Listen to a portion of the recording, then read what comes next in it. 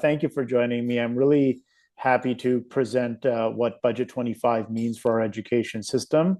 I know that education is something that's incredibly important to you and to your communities, and I always appreciate the opportunity to meet with you and connect. As I mentioned today, I'll share some highlights, and then I'll be happy to take your questions. So on slide 2, as you may know, Alberta's education system is currently facing several challenges, including growing communities, rising enrollment, and increased costs. These are all putting pressure on our schools. Now, what we have tried to do in this budget is listen very carefully to our teachers, to our partners, and most importantly of all, take action to make sure that these challenges are addressed. And that's exactly what Budget 25 does.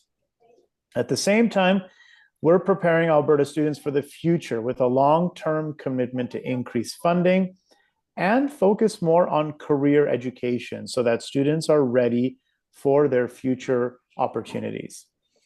Now on slide 3 here, you'll see that to keep up with these challenges, our education system, it now has reached a record high level of investment.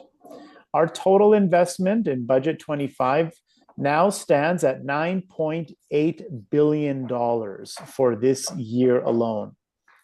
That represents an increase of $426 million or 4.5% from last year. Now in slide 4, there's a couple of things to focus on specifically. First and foremost, the budget provides $1.1 billion over the next 3 years to address enrollment growth. This funding will go to our school boards so that they can hire more teachers, more support staff, address class sizes, and other needs. We expect that this funding can be used to support hiring more than 4,000 more teachers, educational assistants, and other support staff over the next 3 years. In this budget, we're also investing $1.6 billion to specialized learning needs. This is mostly for groups of students who require extra support.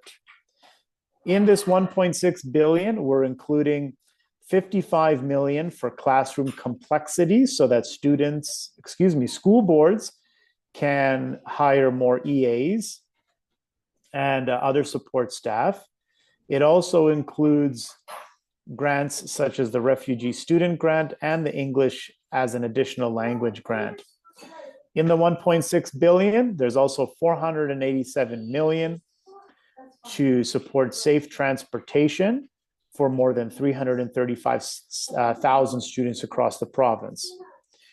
And in addition, we're investing $66 million to help support modernizing and updating our curriculum.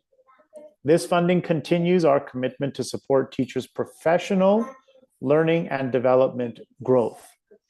On slide 5, we'll also talk lastly about schools. In Budget 25, we are taking steps to make sure that we build the schools that our students need. In September of 2024, the Premier announced an $8.6 billion to help grow spaces in some of our fastest growing communities. In Budget 25, we are building 41 school projects. 30 will be new schools, 5 will be replacements, 3 modernizations, and 3 charter school projects. In the next 2 budgets, we'll be making very similar announcements to build much needed schools. Through this school building program, our aim is to deliver more than 100 new and updated schools over the next 7 years to add over 200,000 student spaces. We're also investing $723 million this year to support upkeep, maintenance of our existing facilities to ensure roofs, boilers, windows, and floors are all operating as they should.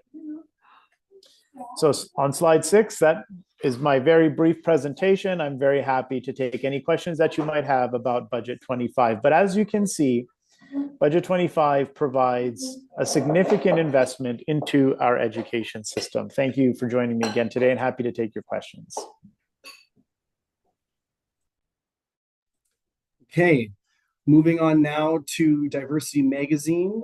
Omolola, please turn on your camera. And next on deck for a question is Life Calgary. Leon, you're on deck. So go ahead, Diversity Magazine. Okay, good evening, Minister. My name is Omolola from Diversity Magazine. So my question is more towards the a culturally inclusive curriculum. As we all know, and like you said earlier, that Alberta is home to a very diverse and multicultural community. And we know that before now, we have parents and educators that have consistently called that we should have a more culturally responsive education, including curriculum updates that reflect the contributors' histories of Black, Indigenous, and other racialized groups. So I'd like to ask that in this budget, do you have any provision for that? Is there this budget, does it include any, do you have any investments for the curriculum diversity or teacher training for cultural competence? Sure. Thank you, Amalala. A very important question. Um, the only areas of funding that we have that we provide that would touch on your points would be the refugee grant that I mentioned a moment ago. That again goes specifically to help students coming from refugee jurisdictions. The English as an additional language grant, which again goes to help students who need more support in learning English. We don't provide any other targeted or specific funding to support cultural diversity in any way. However, as I mentioned earlier, when we are building the new curriculum, we are looking to build the curriculum in a way that can ensure that the perspectives, the views, and the contributions of different minority communities is included in our curriculum. Again, we are finalizing a new elementary social studies curriculum. And in that curriculum, we do talk about the different cultural landmarks that, as an example, that exist in Alberta, like the Al Rashid Mosque as an example, the first mosque in North America. We talk about the contributions of other communities that have come to Alberta and have helped build this province. So we are now starting as well to develop the junior high social studies curriculum, and we'll continue to look for ways to ensure that perspectives from different cultural communities are included. One of the things that we did with the elementary curriculum, and we're going to do again with the junior high, is send a copy of that curriculum to partners in different cultural communities to get their advice and to get their feedback, and then see how we can make some changes to build in their views and perspectives. So that's my parents were immigrants to Alberta. They came here in the 70s looking for a better life. So as someone who it comes from immigrant families, this is something that I take personally and that I want to make sure is well established in our curriculum. So thank you for the important question.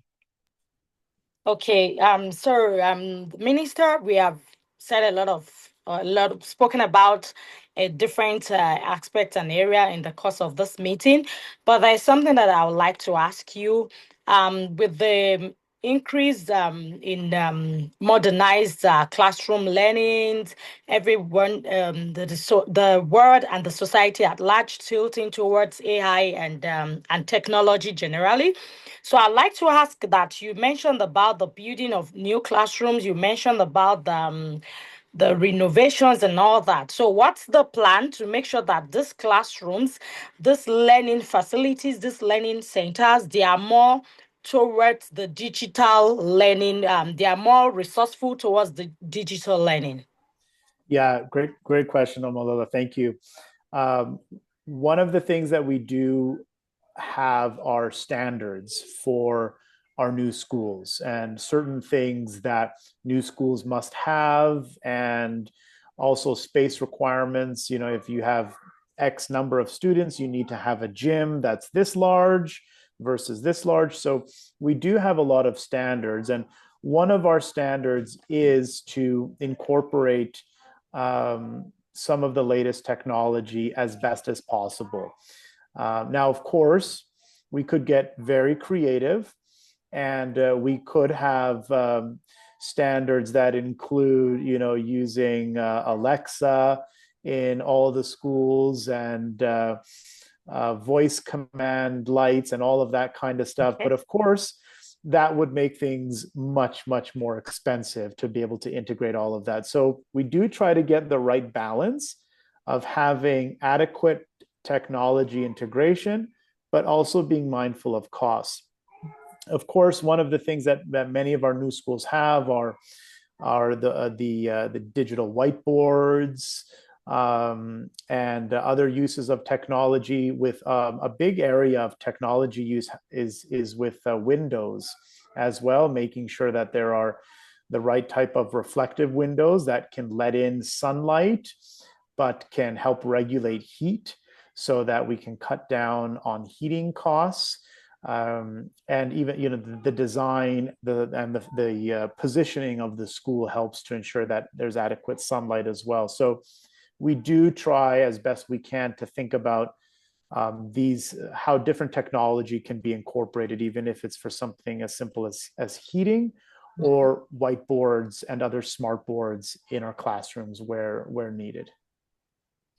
Okay, thank you very much, Minister. You're very welcome.